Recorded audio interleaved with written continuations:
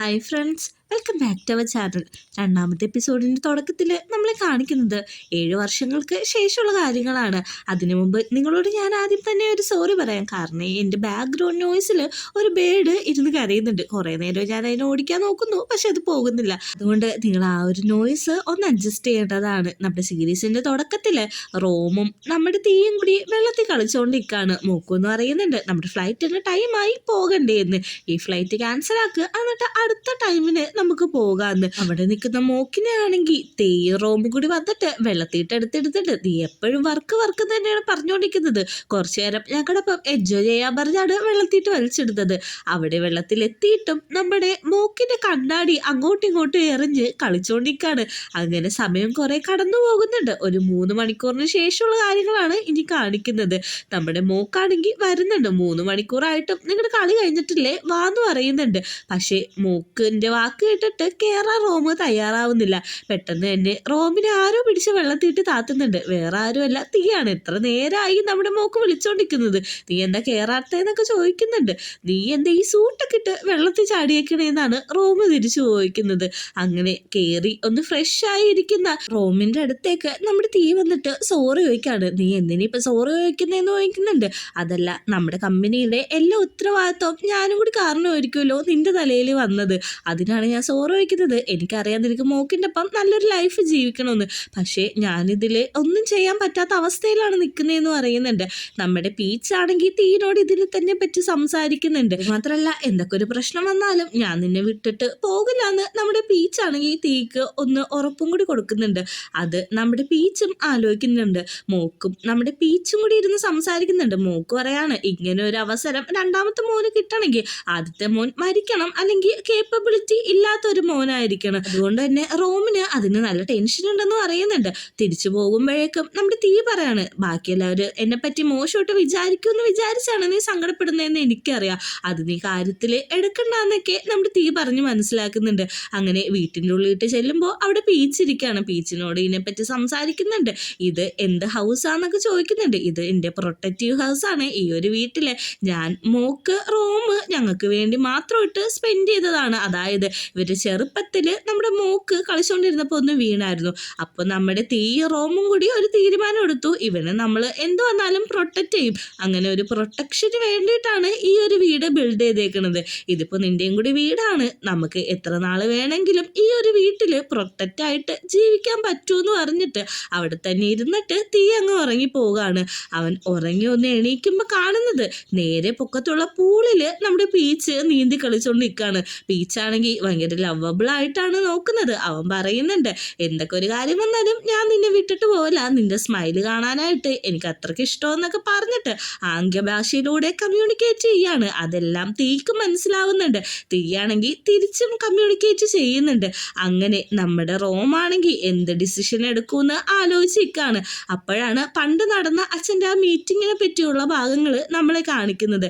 അച്ഛൻ പറയുന്നുണ്ട്, നമ്മുടെ തീയാണെങ്കിൽ അവൻ്റെ ഓൺ വേ തിരഞ്ഞെടുത്തു. ഇനി റോമ് മാത്രമേ ഉള്ളൂ. നീ ആയിരിക്കും അടുത്ത ലീഡർ. എല്ലാ കാര്യം നീയാണ് ചെയ്യേണ്ടത്. എൻ്റെ ഒരു ക്യാരക്ടർ റോള് നീ ചെയ്യണമെന്നും പറയുന്നുണ്ട്. ഇത് കേൾക്കുന്ന റോമിന് നല്ല രീതിക്ക് ടെൻഷൻ ആവുന്നുണ്ട്. കാരണം തീക്ക് അങ്ങനത്തെ ഒരു കേപ്പബിലിറ്റി ഇല്ലാത്ത ആളാന്ന് എല്ലാവരും കുറ്റം പറയുമല്ലോ.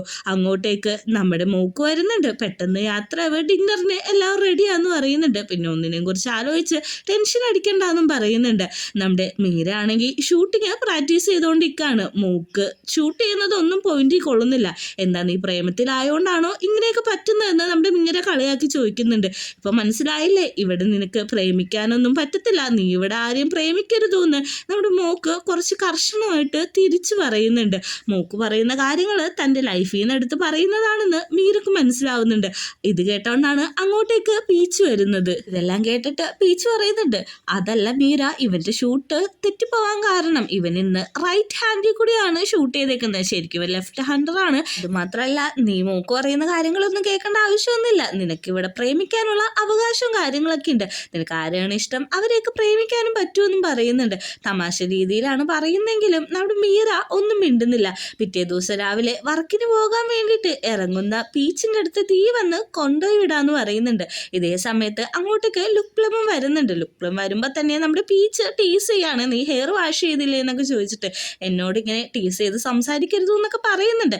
എനിക്ക് ഓഫീസിൽ എത്താനായിട്ട് സമയം വൈകി, അതുകൊണ്ട് ഞാൻ പോവാന്ന് പറഞ്ഞിട്ട് അവൾ അവിടുന്ന് ഓടുന്നുണ്ട്. അവിടെ നിൽക്കുന്ന മീരയുടെ മുമ്പിൽ അങ്ങോട്ടും ഇങ്ങോട്ടും രണ്ടുപേരും ഒരേ സൈഡിട്ട് നീങ്ങാണ്. പെട്ടെന്ന് തന്നെ ലുക്പ്ലം പറയും, ഞാൻ റൈറ്റിട്ടും നീ ലെഫ്റ്റിട്ട് നീങ്ങാം, അപ്പം നമുക്ക് പോകാൻ പറ്റുമെന്ന്. അങ്ങനെ അവർ അവിടുന്ന് പോകുന്നുണ്ട്. അങ്ങനെ നമ്മുടെ തീയാണെങ്കിൽ പീച്ചിനെ കൊണ്ടേക്കാൻ വേണ്ടിയിട്ട് പോകുന്നുണ്ട്. ഇത്രയും നേരം എനിക്ക് പിരിഞ്ഞിരിക്കാൻ പറ്റുന്നില്ല, അന്ന് അതിൻ്റെ റിവാർഡിങ് തന്നേക്കാൻ പറഞ്ഞിട്ട് തീയാണെങ്കിൽ അവന് ഒരു കിസ് കൊടുക്കുന്നുണ്ട്. പിന്നെയും കിസിൻ്റെ എണ്ണം കൂടാൻ പോകുമ്പോഴേക്കും മതി, ചേരല്ലേ ചതിനെ പിരിഞ്ഞെടുക്കുന്നുള്ളൂ. ഈവനിങ് എന്നെ വന്ന് പിക്ക് ചെയ്യാനും പറയുന്നുണ്ട്. ഇത് കേൾക്കുന്ന പീച്ചിനോട് പറയുന്നുണ്ട്, നമുക്ക് അന്നൊരു കോഫി കുടിച്ചിട്ട് പോകാമെന്ന്. കോഫി കുടിക്കാനായിട്ട് ഒരു ഹൈ റേഞ്ച് പോലത്തെ ഒരു പൊക്കത്തിൽ അവർ കയറി നിൽക്കുന്നുണ്ട്. അവനോട് സംസാരിക്കുന്നുണ്ട്. വൈകുന്നേരം ഞാൻ വന്ന് നിന്നെ പിക്ക് ചെയ്തോളാന്ന് പറഞ്ഞ് പീച്ച് കീ ചോദിക്കുമ്പോഴേക്ക് അത് വേണ്ട, നീ സേഫ് ആണോ എന്ന് എനിക്ക് മനസ്സിലാവില്ലല്ലോ, ഞാൻ മൂക്കിനെ വിട്ടോളാം, മൂക്ക് വന്ന് നിന്നെ വിളിച്ചോളൂ എന്ന് പറയുന്നുണ്ട്. ഇവിടെ നിൽക്ക്, മൂക്കിപ്പോൾ കാറായിട്ട് വരുമെന്നും പറയുന്നുണ്ട്.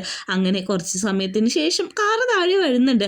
അങ്ങോട്ടേക്ക് നമ്മുടെ പീച്ച് ചെന്ന് കയറുന്നുണ്ട്. പീച്ചാണെങ്കിൽ പുറകിലിരിക്കുന്ന പില്ലോ കൊണ്ട് ഭയങ്കര ബ്ലഷ് ആയിട്ടിരിക്കുകയാണ്. അതായത് നമ്മുടെ പീച്ചിൻ്റെ തീൻ്റെ ഫോട്ടോ ഉള്ളത്. പെട്ടെന്ന് തന്നെ അവൻ നോക്കുമ്പോഴേക്കും മൂക്കിൻ്റെ സ്ഥാനത്ത് ഇരിക്കുന്ന ആളെ ഇവർ നല്ല രീതിക്ക് ക്യാച്ച് ചെയ്യാൻ പറ്റുന്നുണ്ട്. പുറത്തേക്ക് ഇറങ്ങിയിട്ട് അയാളെ വിളിച്ച് താഴത്തേക്ക് ഇറക്കുന്നുണ്ട്. വേറെ ആരുമല്ല, നമ്മുടെ തീ തന്നെയാണ്. നിന്നോട് ആരിങ്ങനത്തെ കോപ്രായം കാണിക്കാൻ പറഞ്ഞു എന്ന് പീച്ച് ചോദിക്കുന്നുണ്ട്. 10 മിനിറ്റിന് മുമ്പുള്ള കാര്യമാണ് നമ്മൾ കാണിക്കുന്നത്.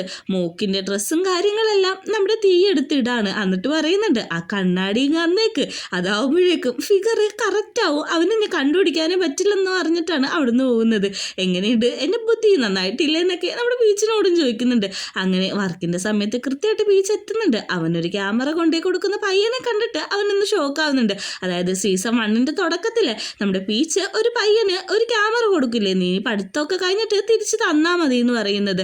അവനോട് ചോദിക്കുന്നുണ്ട്, നിനക്ക് എങ്ങനെയാണ് ഇവിടെ ജോലി കിട്ടിയെന്ന്. എനിക്ക് ഇന്റേൺഷിപ്പ് വരെ എൻ്റെ പ്രൊഫസർക്ക് വരെയാണ് കിട്ടിയത്, ഇത് നല്ലൊരു കാര്യമാണ്, വർഷങ്ങൾക്ക് ശേഷം നിനക്ക് എൻ്റെ അസിസ്റ്റൻ്റ് ആവാൻ പറ്റിയതിൽ ഞാനും അഭിമാനിക്കുന്നു എന്ന് പറയുന്നുണ്ട്.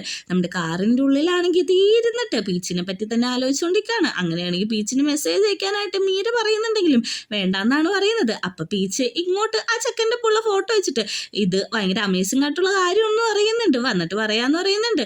ഇത് കാണുന്ന തീക്ക് നല്ല രീതിക്ക് ദേഷ്യം വരുന്നുണ്ട്. അങ്ങനെ അവരോട് യാത്രയെല്ലാം പറഞ്ഞിട്ട് നമ്മുടെ പീച്ച് അവിടെ നിന്ന് പോകുന്നുണ്ട്. പോകുന്നവരെ ആരും വിളിക്കുന്നുണ്ട്. ഡിന്നറിന് എന്തെങ്കിലും ഒരു തീം വേണമെന്ന് ചോദിക്കുന്നുണ്ട്. എനിക്ക് വേണം, കുറച്ച് കാര്യങ്ങൾ സ്പെഷ്യലായിട്ട് പറയാനുണ്ട്, പക്ഷെ അതൊക്കെ എങ്ങനെയാണ് ഞാൻ പറയാമെന്ന് എനിക്ക് മനസ്സിലാവുന്നില്ല. എന്തായാലും നമുക്കൊരു സ്പെഷ്യലായിട്ടുള്ള തീം തന്നെ ഡെക്കോർ ചെയ്യണമെന്നും പറയുന്നുണ്ട്. വീട്ടിലെത്തുന്ന തീയും ബീച്ചും കാണുന്നത് അവരെ മക്കള് കിടന്നുറങ്ങുന്നതാണ്. ഇവർക്ക് വേണ്ടിയിട്ട് അല്ല ഡോളോ നമ്മളെ രൂപമുള്ള എന്തെങ്കിലും മേടിച്ചു കൊടുക്കാമെന്ന് അവർ പറയുന്നുണ്ട്. അങ്ങനെ രാത്രി നമ്മുടെ തീ ഇരിക്കുമ്പോൾ പീച്ച് അങ്ങോട്ട് വരുന്നുണ്ട്. എന്താ ചെയ്തുകൊണ്ടിരിക്കുന്നതെന്ന് ചോദിക്കുന്നുണ്ട്.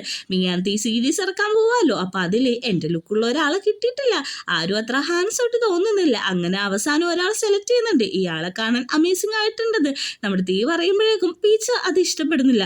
ഇനി ഞാൻ ഇങ്ങനത്തെ ഒരു വാക്ക് പോലും ആരെ പറ്റിയും പറയില്ല എന്ന് പറയുന്നുണ്ട്. നീ ജലസാവുന്നത് എനിക്ക് ഇഷ്ടമൊന്നും തീ പറയുന്നുണ്ട്. പിറ്റേ ദിവസം രാവിലെ തീയാണെങ്കിൽ മക്കൾക്ക് വേണ്ടിയിട്ട് ഒരു ഡോളിനെ തന്നെ ഏർപ്പാടാക്കി കൊടുത്തേക്കാണ്. ഇത് കാണുന്ന പീച്ചിനും ഒത്തിരി സന്തോഷമാവുന്നുണ്ട്.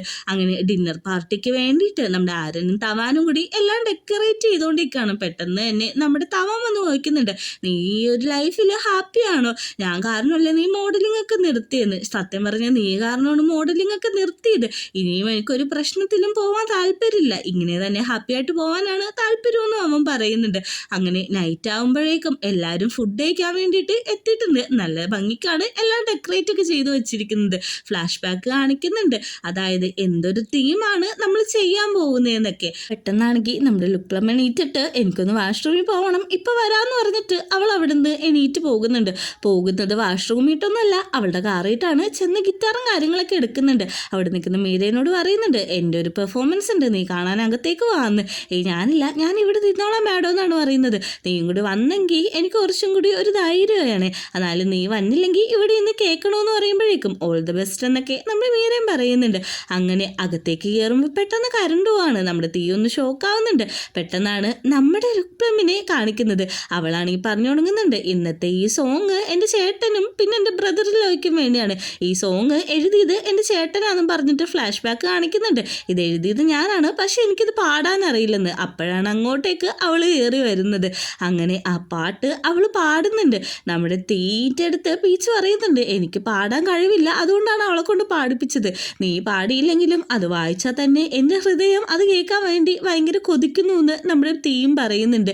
അങ്ങനെ പുറത്തേക്കുന്ന മീരയുടെ അടുത്തേക്ക് മൂക്ക് വന്ന് ഗൺ വെച്ചിട്ട് ഫൈറ്റ് ചെയ്യുന്നുണ്ട്. ഈ ഫൈറ്റിലും തോറ്റു, പിന്നെ നീ എങ്ങനെയാണ് പ്രൊട്ടക്ട് ചെയ്യാൻ പോകുന്നതെന്നൊക്കെ മൂക്ക് കുറച്ച് ദേഷ്യപ്പെട്ട് തന്നെ ചോദിക്കുന്നുണ്ട്. അങ്ങനെ അകത്താണെങ്കിൽ പാർട്ടിയെല്ലാം നല്ല രീതിക്ക് തന്നെ നടക്കുന്നുണ്ട്. അവസാനം നമ്മുടെ തീയാണെങ്കിൽ തവാനെ കാണിച്ചിട്ട് ഒന്ന് കണ്ണിറുക്കുന്നുണ്ട്. അപ്പോൾ അവിടെ പ്രൊജക്ടറിൽ ഒരു വീഡിയോ ഓൺ ആവുന്നുണ്ട്. നമ്മുടെ തീ പറയുന്ന വീഡിയോ ആണ്, എനിക്ക് ഏറ്റവും ഇഷ്ടം നീ കിടന്ന് ഉറങ്ങുന്നത് കാണാനാന്നൊക്കെ പറഞ്ഞിട്ടുള്ളൊരു വീഡിയോ ആണ്. ഇതും കൂടി കാണുമ്പോൾ നമ്മുടെ പീച്ചാണെങ്കിൽ അവൻ്റെ കയ്യിൽ ടാറ്റു അടിക്കാൻ പേടിയായതുകൊണ്ട് ഒരു മാർക്കർ വെച്ച് എപ്പോഴും ഞാൻ നിൻ്റെ അപ്പം ഉണ്ടാവും എന്നുള്ള ഒരർത്ഥത്തിൽ ഒരു ടാറ്റു വരച്ചു വെക്കുന്നുണ്ട്. അങ്ങനെ എല്ലാവരും ഡ്രിങ്ക്സ് ഒക്കെ കുടിക്കുന്നുണ്ട്. ഇനി ഫ്ലവേഴ്സ് എറിയേണ്ട ടൈമാന്ന് പറഞ്ഞിട്ട് നമ്മുടെ കപ്പിൾസിനെ കൊണ്ട് ഫ്ലവേഴ്സ് പൊക്കത്തുനിന്ന് എറിയിപ്പിക്കാണ്. ക്യാച്ച് ചെയ്യാൻ വേണ്ടിയിട്ട് എല്ലാവരും അവിടെ തന്നെ നിൽക്കുന്നുണ്ട്. എല്ലാവരും ആ എറിഞ്ഞ പൂവുകൾ ക്യാച്ച് ചെയ്ത് പിടിക്കുന്നുണ്ട്.